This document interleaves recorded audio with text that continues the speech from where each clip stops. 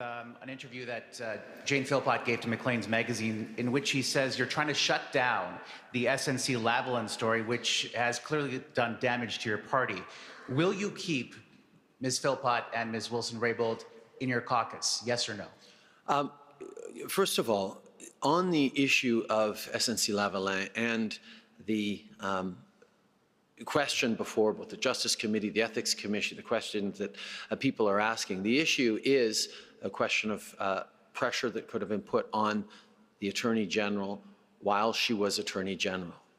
We granted an unprecedented waiver to allow for fulsome testimony at the Justice Committee so that people could be heard on this matter as fully as possible, and that's exactly why we are pleased with the work done by the Justice Committee and that will be done by the Ethics Committee. As for the two members, they have indicated they want to continue to serve as Liberal members. They want to continue to run in the next election as Liberal members of Parliament, and that they share the goals we have and the focus we have on investing in the middle class, supporting Canadians right across the country, and moving forward on big things like this budget that puts more money directly in municipalities for things like public transit, helps first-time home buyers get that first home, invests in our seniors, invests in students and training, and does the kinds of things that make a real difference in the lives of Canadians. We will continue to do just that altogether. And Prime Minister, just as a follow-up, in that same interview, Jane Philpott says you need to waive privilege on the whole issue so people can speak freely. In your opinion, and based on the legal advice that you have received, is Jody Wilson-Raybould free to speak on the whole issue now, or is there something additional you think you need to do in terms of extending privilege so she feels comfortable or assured to speak freely? The issue of privilege is not one to take lightly in any government. Cabinet confidentiality and solicitor-client privilege is a significant bedrock of our legal system, of our system of government. So the decision to waive those confidentialities regarding this issue was not taken lightly, but I think it was important. It was extremely important that the former Attorney General be allowed to share completely her perspectives, her experiences on this issue, and that is what she was able to do. The issue at question is the issue of pressure around the Lavalin issue while she was Attorney General, and she got to speak fully to that. Prime Minister, good morning. Simon Dingley from CBC National News. Would you want to réponse en français après? How can you have two MPs in your caucus who continue to damage your party? One of the things that has always been a strength of the Liberal Party of Canada, and certainly has been a contrast from the way that Stephen Harper and the Conservatives managed their government, managed their caucus, managed their approach to democracy, is we recognize that a diversity of perspectives, of experiences, of opinions is extraordinarily important if we're going to fully reflect the extraordinary diversity of Canadians. That's why we loosened the rules around whipped votes, why we encourage committees to continue to do their work independently, and why we recognize that within a same party we can have absolutely differences of opinion. But on the big things, the matters of investing in the middle class, moving forward on reconciliation, protecting our environment and growing our economy at the same time. Everyone in the Liberal Party believes in that, understands that that's a priority, and understands that having Andrew Scheer determine the direction for this country would pull us backwards in a whole bunch of different ways. And that's why we are pleased to have a diversity of voices within the Liberal Party. Une des forces du Parti libéral, ça a toujours été qu'on reconnaît que la diversité est une source de force. Ça veut dire pas seulement la diversité géographique ou identitaire, mais une diversité d'opinions aussi. C'est ce qu'on a toujours eu à l'intérieur du Parti libéral et c'est ce qu'on va continuer d'avoir. Mais en même temps, on est unis dans we're notre united conviction que in our d'investir dans la conviction classe that moyenne, investing in the middle class, lutter contre les changements climatiques, fighting climate change, travailler sur la réconciliation avec les peuples working autochtones, on c'est des priorités reconciliation que nous allons with, continuer, the Aboriginals pour lesquelles nous allons is continuer de nous something we battre will ensemble. continue Et à ce to niveau-là, fight on est for tous together, tout à and fait at that d'accord. level, Deuxième question we're all pour le liberals. ministre about a meeting you had with her January 6th or 7th prior to the cabinet shuffle. What is it that Canadians are not being told? We heard testimony around that meeting, and I can be very frank with you. We had a discussion about her taking on the President of the Treasury Board and Minister of Digital Services role. And I also told her about the fact that I wish to move Jody Wilson-Raybould into the position of Indigenous Services. She asked me directly if this was in link to the SNC-Lavalin decision, and I told her, no, it was not. I then she then mentioned it might be a challenge for Jody Wilson-Raybould to take on the role of Indigenous Services, and I asked her for her help, which she gladly offered to give, in explaining to Jody Wilson-Raybould how exciting this job was and what a great thing it would be for her to have that role for reconciliation, for the government, and that it would be a very positive thing. It was a good and positive conversation.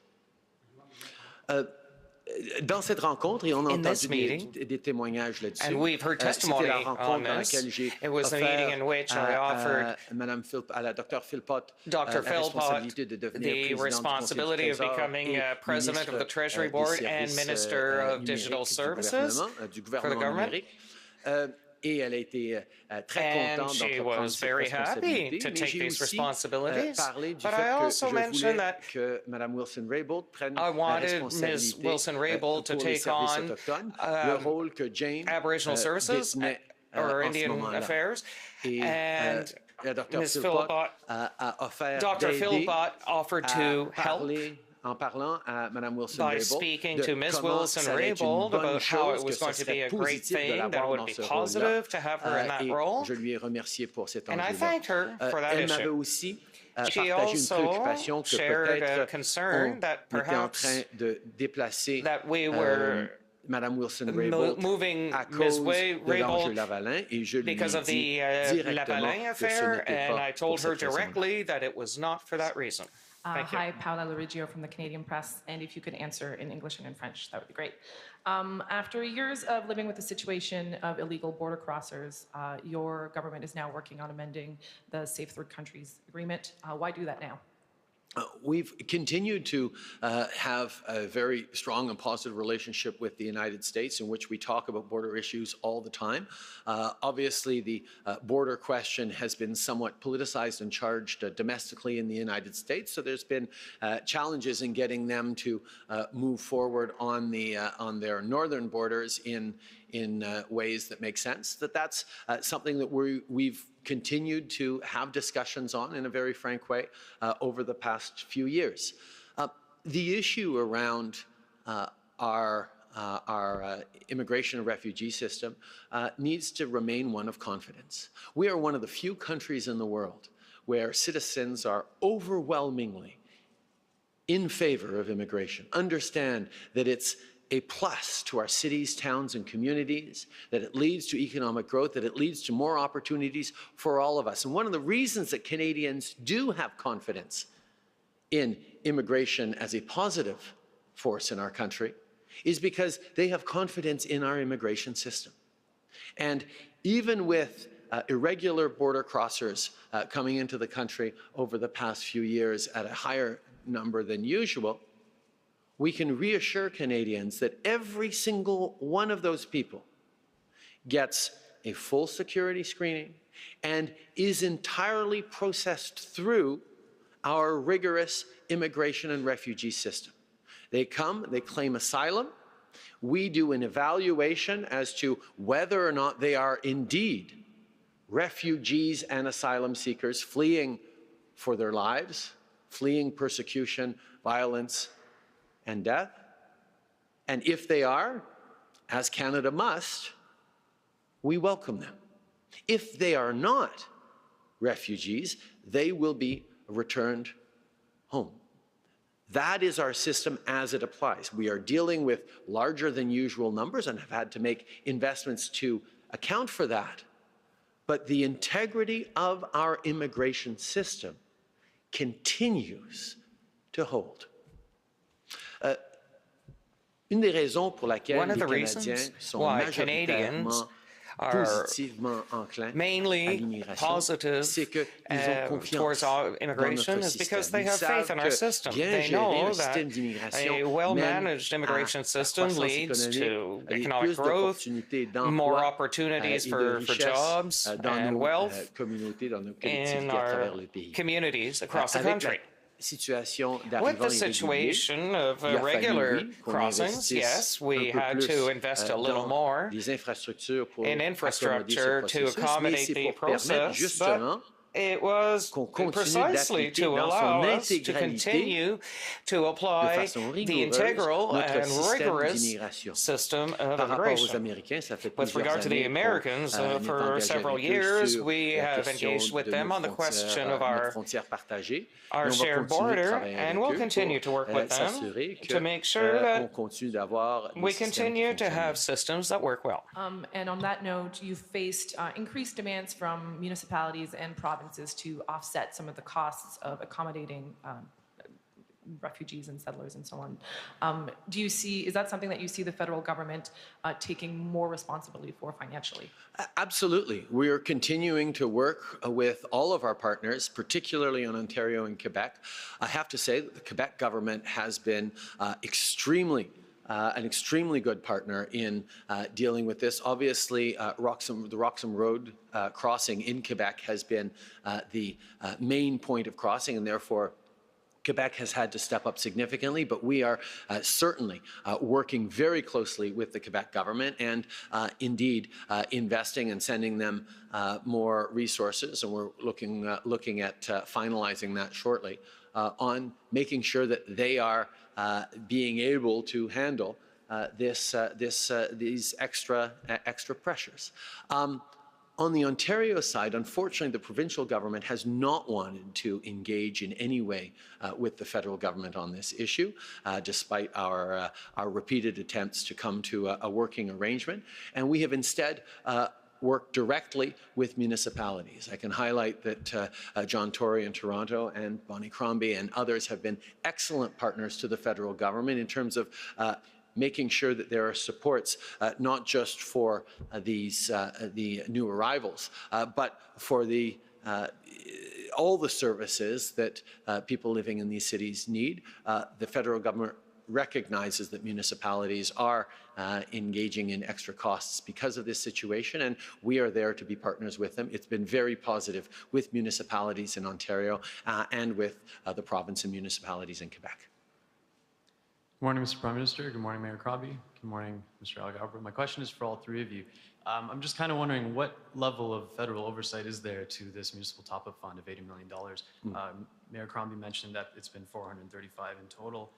If it really is to kind of reduce gridlock and improve transit, I just want to know, how do you really know if it's working? The gas tax transfer mechanism, it's a municipal infrastructure transfer that was brought into place by Paul Martin under a Liberal government many years ago, and has continued to be one of the few ways in which the federal government invests directly in municipalities and supports them. Normally, federal infrastructure money flows to the province, and then the province flows that money to the municipalities. And the federal municipal infrastructure transfer, the gas tax fund transfer, has always been sort of a separate and smaller thing. Unfortunately, as I mentioned, we're in a situation where the current provincial government in Ontario has not wanted to partner on investing in infrastructure across the province, particularly in our cities, with the federal government. They have moved forward somewhat on rural projects, but have indicated that they do not want to flow any money to the cities in Ontario from the federal government. And that is a real disappointment, because we have put forward billions of dollars in infrastructure for the people of Ontario, for things that we know are needed right across the province. Because this province and a couple of others have been unwilling to move forward in partnership with the federal government on infrastructure investments, we decided that doubling this municipal infrastructure transfer this year would be a way of getting the much-needed investments that we hear directly from big city mayors and mayors of small communities right across the country from coast to coast to coast to be able to move forward. Now, there are already well-established parameters around that transfer that have been in place for 15, 20 years, and therefore that money will still flow in that way. But it will be available directly to those municipalities, regardless of whether the province wants to block it or not. This is what is so valuable to the municipalities and, quite frankly, to the federal government, that, unlike certain provincial governments, knows that investing in infrastructure is the way to grow the economy and create good jobs for Canadians.